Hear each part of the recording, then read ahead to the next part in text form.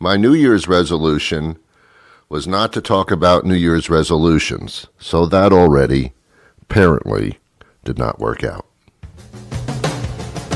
Good morning, good afternoon, good evening, good night. It's the Ron Van Dam Show. Thank you very much. Welcome to the program. Yeah, it's a new opening. I figured, it's the start of a new year, I'll do a new opening, which I believe now is too short. The older one lasted what seemed like 20 minutes. That was too long. So I have yet to find the perfect meeting point for a timely opening. I'll find it eventually. Don't worry yourself with it. I'll take care of that. You go off and have your life, deal with your job and your family and where you live and putting food in your mouth, and I will take care of the opening of the show, okay? I don't want to burden you with that. I will take care. I have nothing else to do, so I will take care of that part of it. You're welcome. You're welcome. Well, welcome to the program. I am Ron Van Dam. I've been doing this for about 25 years now, which is a long time for anything. Jumping around from radio station to radio station. Radio stations don't last very long ownership-wise, so you jump from one to the other for various reasons. The last one I was with was for about 12 years, and then they went out of business. They went off the air completely. So I decided to get into the national podcasting business, which has been actually more successful than the other thing was. So that's a short version of what's been happening with me. Now you. Go on, tell me about yourself. I can hear you. Yeah, these speakers are two ways. It's a two-way street. This was developed years ago. They never told you about it, but when they started producing computers and cell phones and laptops and all those things, there's a two-way thing involved. I can't see you necessarily if you don't turn your camera on, but I can hear everything that you're saying all the time. As a matter of fact, when you took that shower last night, that was quite revealing to me about your personal habits, shall we say? Yeah, you don't know. You don't know what technology can do. You have no concept. You know that Roomba vacuum cleaner that supposedly is 24/7, cleaning your floor? It's not a vacuum cleaner at all. It's a little spy robot. It's taking pictures of your floor and your crevices, and it's listening to everything you say. Yeah, you didn't know that, did you? Yeah. Refrigerators, they're supposed to keep food cold. It's not all they do. There's a little micro device inside the door, and whenever you're in the kitchen, it's logging exactly what you're doing, how many times you open the door, what you say when you open the door, like, this doesn't look good for me. Yeah, it records everything. You have no idea. It's about time you woke up and smell the coffee. I don't know what that phrase means, by the way. I wake up and smell the roses, smell the coffee. I don't know. You wake up and you smell something. I have no idea what it is. I don't know. I want a smart bathroom. They have smartphones and smart devices and smart lights and smart security systems. I want a smart bathroom where all I have to do is walk in and the bathroom automatically takes care of me. It puts me on a toilet seat. It flushes when I stand up. They already have that. It wipes my ass for me. That's yet to be developed. And then I want a mirror that only makes me look fantastic. I don't want to see myself anymore. When I was a teenager, I didn't mind because I thought, well, whatever is here will probably develop into something better eventually. But then when I got older, I don't want to look in the mirror anymore. I put a curtain over that thing. There's no reason that I should. I don't care anymore. I really don't. You know who doesn't care about their appearance? People at Walmart. Have you noticed that? They don't care. They don't give a crap at all. First of all, they're resigned to going to Walmart. That's the first thing. And secondly, they don't bother dressing up. They don't care what you think they look like. They will go shopping in their pajama pants. Try it. As a matter of fact, if you walk into a Walmart and you're not dressed in your pajama pants with your hair sticking out of your head in all different directions, you better go home and change down. If a person dares walk into a Walmart, can you imagine walking into a Walmart wearing a three-piece suit? Well, look at that guy. What's he doing here? He must be the owner. Or a woman wearing a very expensive dress and high heels and jewelry in a Walmart? Are you serious? Get out. You don't belong here. Go buy some pajama pants and put them on, man. Otherwise, get out of this store. You'll look so out of place, it'll be ridiculous. Somebody will shine a spotlight on you. Those people don't care at all anymore. They don't care. They don't. They'll take a piss in aisle 6 if they want to. They don't care. What are you going to do, arrest me? Then you better arrest everybody because we're all pissing in the aisles. I mean, Walmart's a fine place. I mean, they do very, very well, but at the same time, their clientele, let's face it. Now, you could be one of those people, but I don't think you are because you listen to my show, so I don't think you are. Yeah, maybe you go to Walmart, because you want to get something inexpensively that you could get somewhere else. Same thing, just a lower price at Walmart. Why not go there? But I don't think you dress like that. No. And the funny thing is, at Walmart, they actually sell clothes. And people buy the clothes, but apparently they never wear them. That or they're scared to wear them in Walmart. I was returning something to Walmart about a week ago, and it's tough because their return line is usually about 5 miles long. You get there at 10 o'clock in the morning. By 4:30, you'll get to the front of the line, and you can return anything at that point. I returned a family member a couple of years ago, and they took him, and they gave me my money back. It's pretty cool. Made a lot of money on that one. Now at Walmart's, I can't. I just can't. I can't. I don't even understand what their logo is. What is that, a flower? What is that thing, an asterisk point? What the hell is that thing? What kind of logo is that? Your logo should be pajama pants. That's what your logo should be, Walmart. But they're all over the world. They're all over the country, certainly. A friend of mine, Tori, traveled the South a couple of years ago, and she's amazed. She would walk into a Walmart in South Carolina, and when she was inside the Walmart, she literally thought she was back home again in the Northeast. They all look exactly alike inside. So do the employees. You can walk up to any employee and say, Debbie, and she'll turn around and say, yes, it'll be her at every single store. Everything at every Walmart is exactly the same. It doesn't matter. It's amazing how they do that. It's done with mirrors and smoke. Yeah, I've purchased things from Walmart before, but I'll only purchase things from Walmart if I know I will never return them ever. Like gum. I buy gum from Walmart because I'm never going to return gum. I've never opened up a pack of gum and said, I'm not happy with it. I'm just not happy with this pack. It loses its taste too quickly, I'm returning it. No one returns gum, so that's a safe item to buy at Walmart. But anything you may return, don't bother. It's not worth the hassle.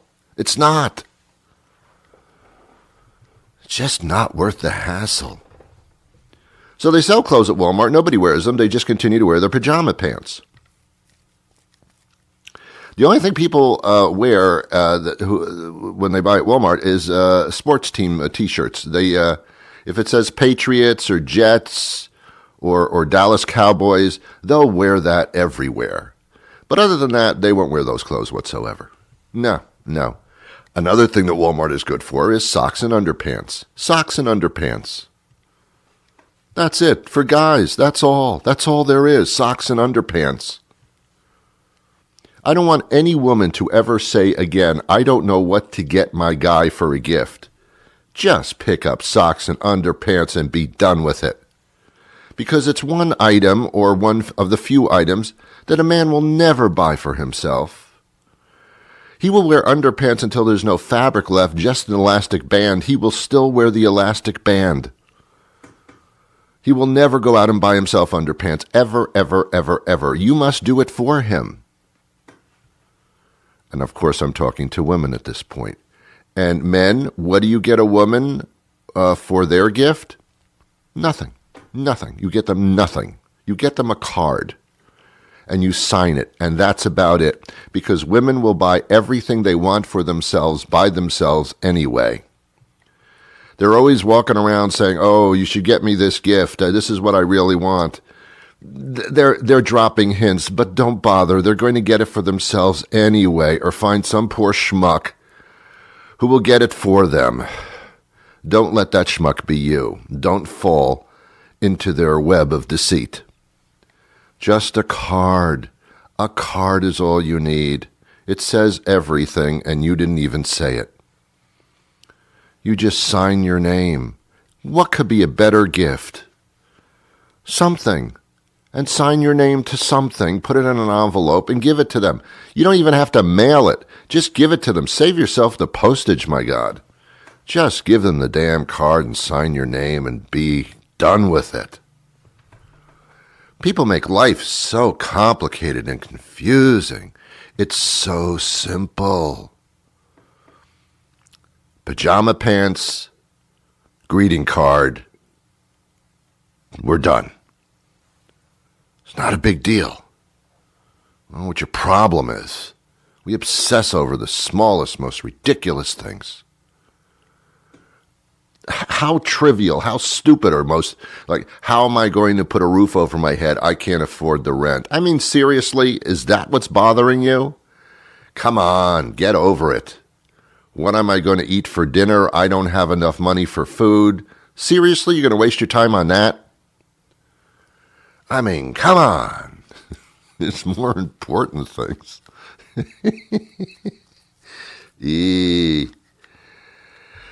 I've got an appointment with Fate coming up in 2 weeks. I have my eye doctor appointment. I don't like the eye doctor appointment. It's a problem for me. I don't like to show up at medical exams and fail or not do well at them. If I don't have perfect eyesight, why the hell should I go to an optometrist? Or an eye doctor, as we call it. Why would I bother? If I'm wearing glasses and I can't see, haven't we already just taken care of that problem? Why do I need to go sit in a chair? You asked me to read an eye chart. I can't see the letters. Now you're just shaming me. I don't need that. I can do that at home. Why do you seat me in a chair and then make fun of me? Can you read the first line? I can barely make it out. Wow. Your eyesight sucks. That's what they say to me. Actually, my eyesight isn't that bad. It's on the way, but it's not that bad, and I don't need some eye doctor to tell me that.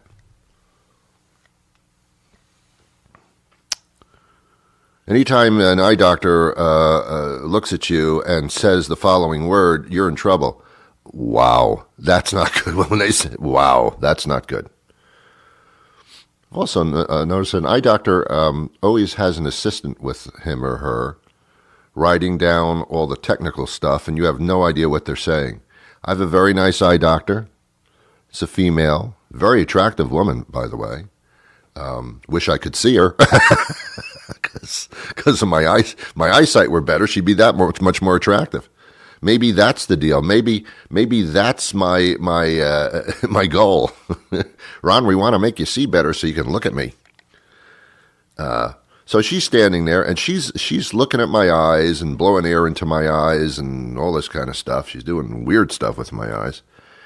I think sexually assaulting me with her eyes, with my eyes. And she's talking to her assistant.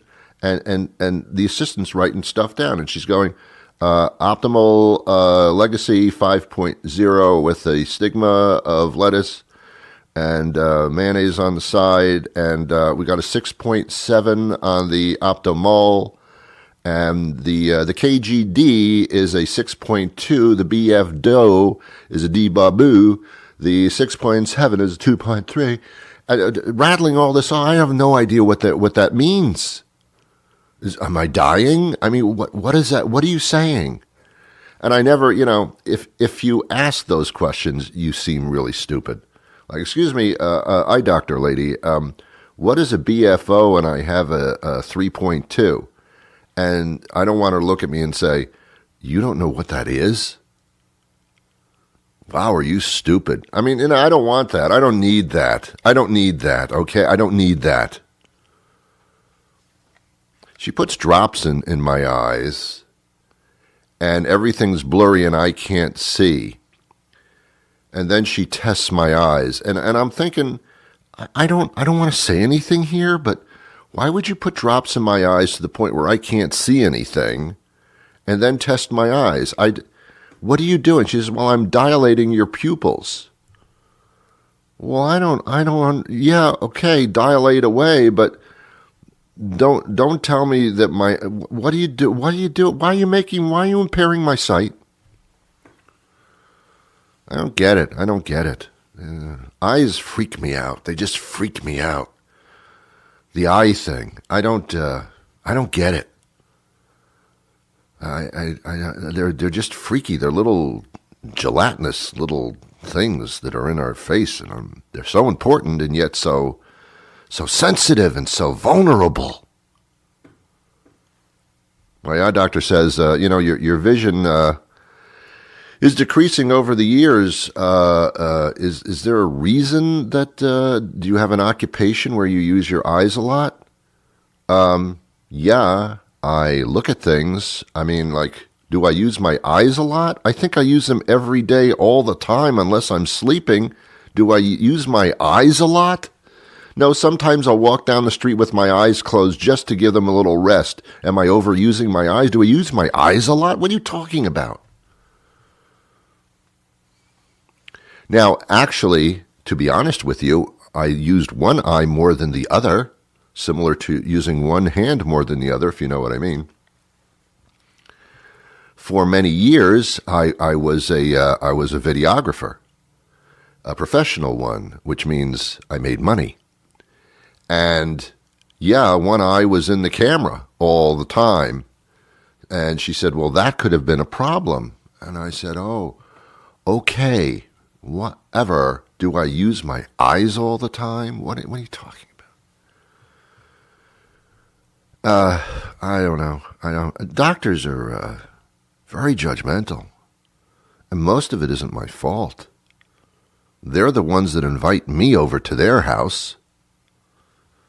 I don't call a doctor up and say, excuse me, can you come over to my house and examine me? They don't do that anymore. I don't call them up and say, excuse me, can I get an appointment with you for my annual checkup? I don't do that. They call me. They call me on the phone. They say, is this Ron Van Dam? I say, yes. They say, well, we haven't gotten money from you recently. Well, do I owe money on an invoice? No. It's just we're trying to put our kids through college, and unless you come here once or twice a year, how the hell are we supposed to do that?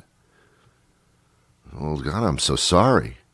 Yeah, so come on over to our offices, sit down in a chair, and we'll insult you and tell you everything that you're not doing properly. Oh, okay. Didn't know that was an option. Seriously? So, ladies and gentlemen, I don't know what to tell you. I just don't know what to tell you. There's no answer to any of this. Happy New Year, by the way. If you're listening to the show, I guess you made it through pretty good. Got to be really careful these days. People drive like really poorly. Got to be very careful. Very, very, very careful. The Ron Van Dam Show is intended for mature audiences. Oh, so that's what ironic means. Yes, honey. Yes, it does.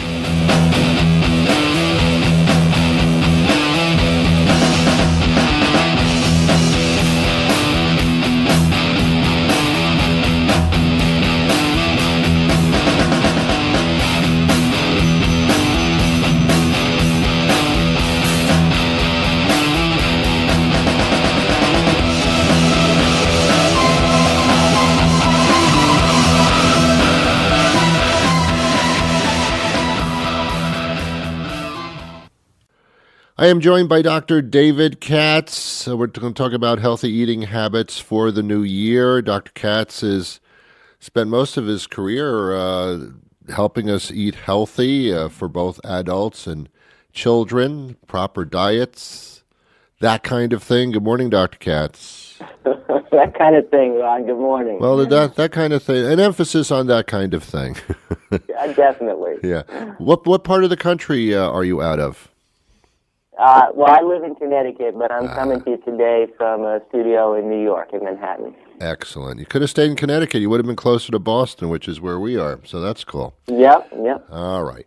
So, I don't know anybody who doesn't make health and eating properly a part of their New Year's resolution, and the only people that don't are vegetarians who look like I could beat them up anyway. So, but everybody's got this little pot in their stomach, and even women have that thing, and if they don't have it, they claim they do. So it's like universal, isn't it?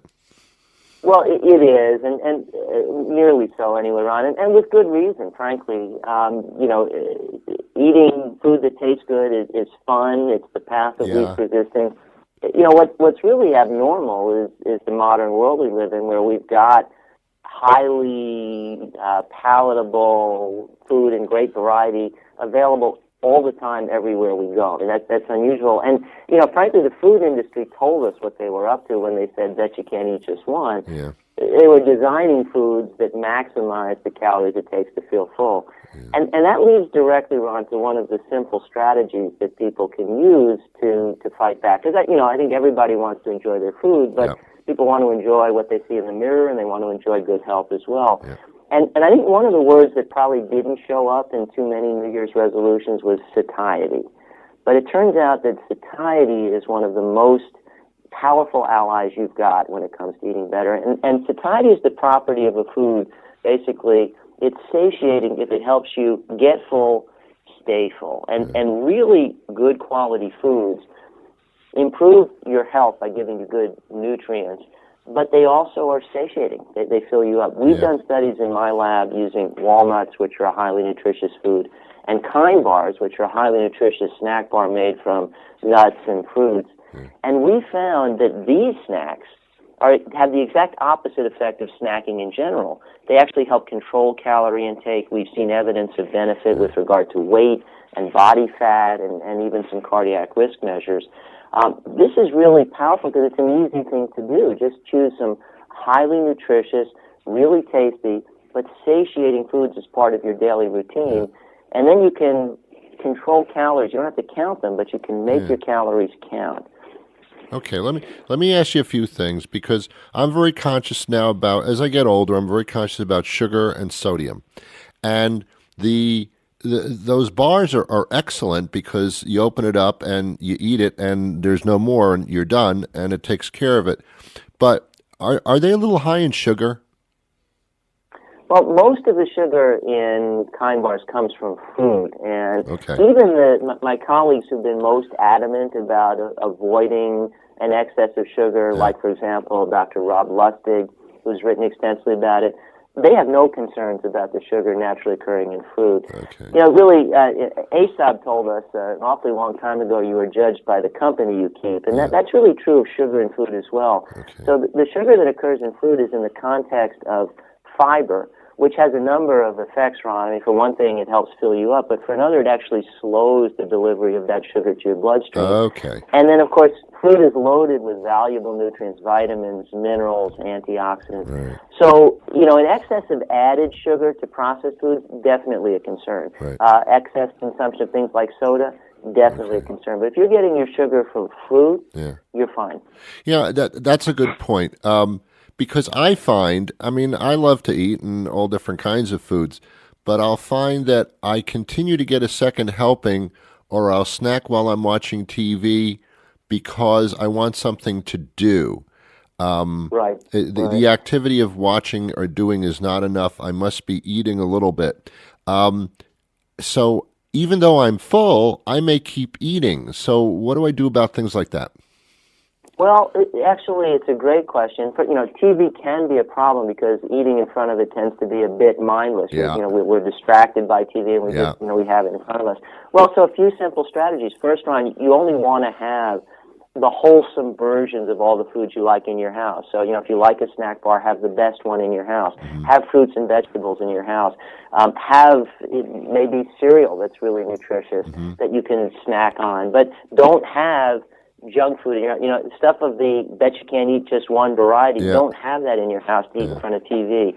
And what tends to happen, actually, and this is really powerful, I call it taste bud rehab, but when you make more nutritious foods part of your daily routine, little by little, you actually come to prefer more nutritious foods. It happens pretty fast. I mean, over a span of just weeks, you will prefer food with less added sugar, less added salt. And then if you're eating foods that are really good for you, are loaded with nutrients, and help fill you up and keep you full, even when you do snack, you'll tend not to overeat. Just the whole shift will be wholesome. Okay. So you can eat in front of the TV, but you'll be eating better stuff. It'll fill you up on fewer calories, keep you full. Yeah. So there are strategies you can use that in essence, let you have that cake and eat it too. Like, what if you just crave a slice of pizza and it's going to be more than one slice? Is that okay on a limited basis?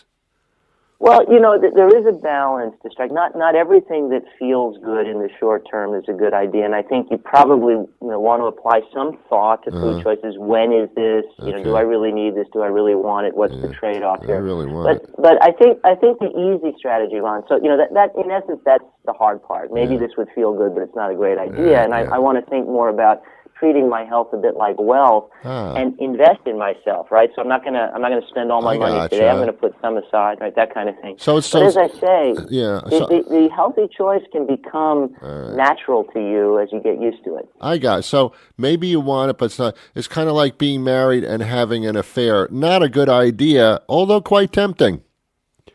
Well, I'm not talking about myself. I'm saying. Okay, of course you're not. Right. But the example I often use is drugs that are dangerous. Cocaine apparently feels good when you use it at first, but it destroys your health over time. Good point. You don't want food to do that to you. Right. So you want to strike a balance, I think, between the pleasure you get from eating the foods you want when you want them, but also deriving the pleasure we all get from being healthy and vital. I mean, frankly, healthy people have more fun. The reason to be healthy, Ron, is not because a doctor like me wags a finger and says you should.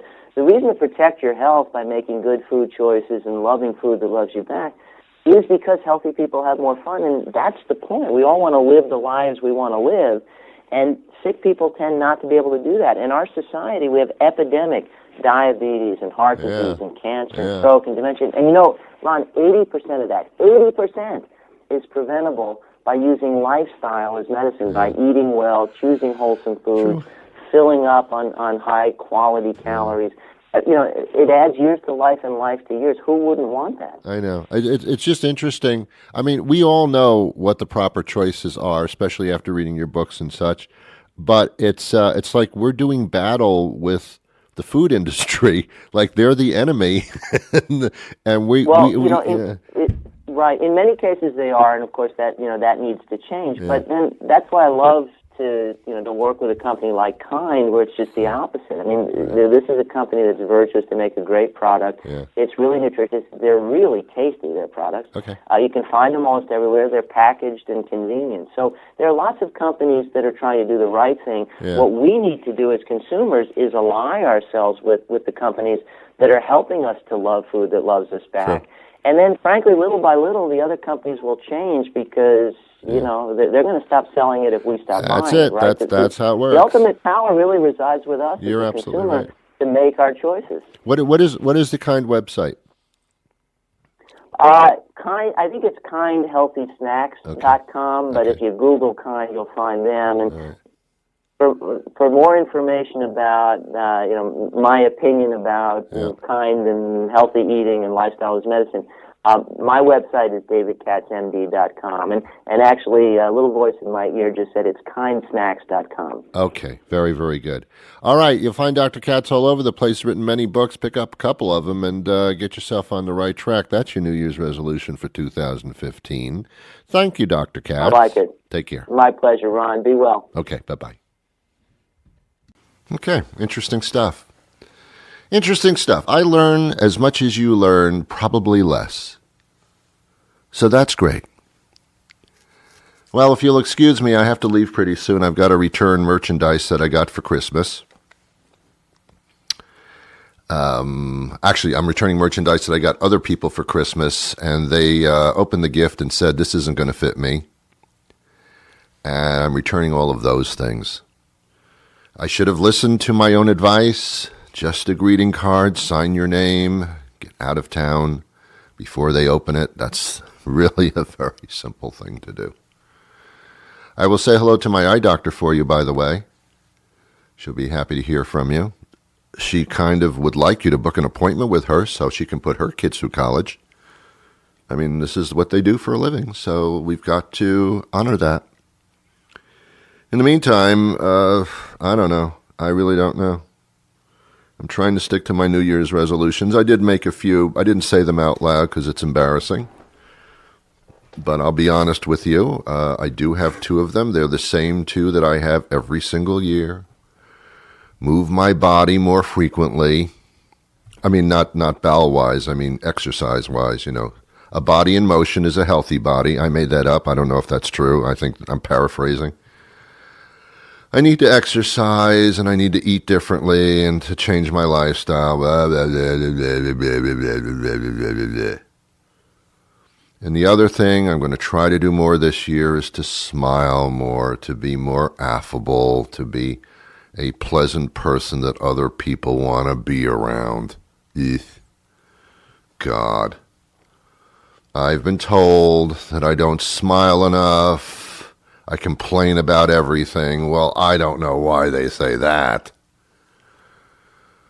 So I've got to be more pleasant. Oh, God. I don't have to be, but I should be. All the experts say that if you're happy, then you live longer.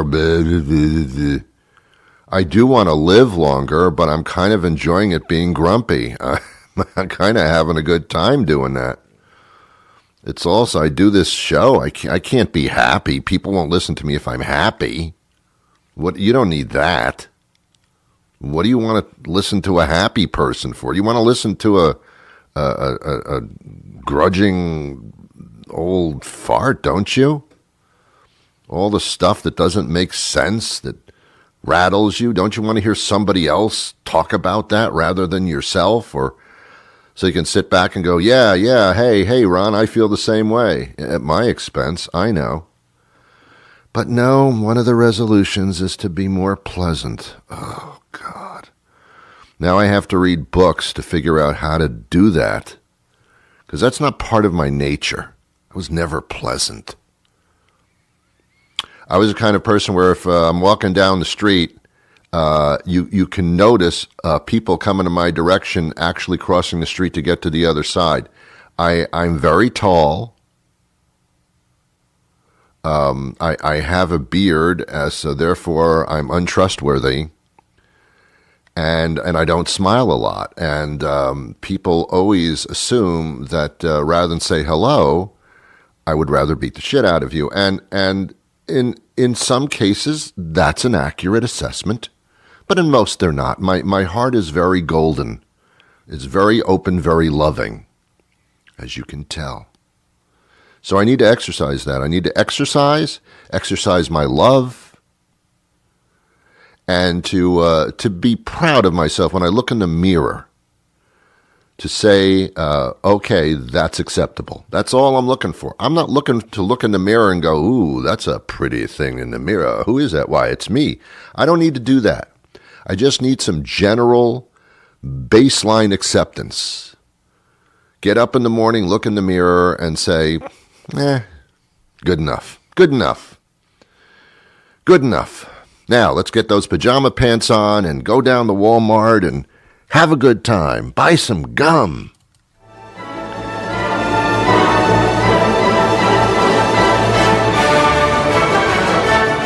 I want to do that sometime, but I don't have the balls just yet. Maybe next week.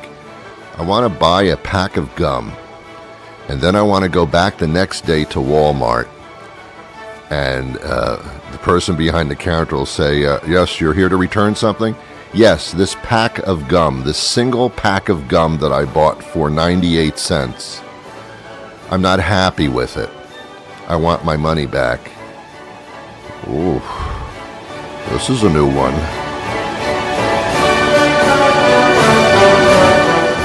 I wish you peace.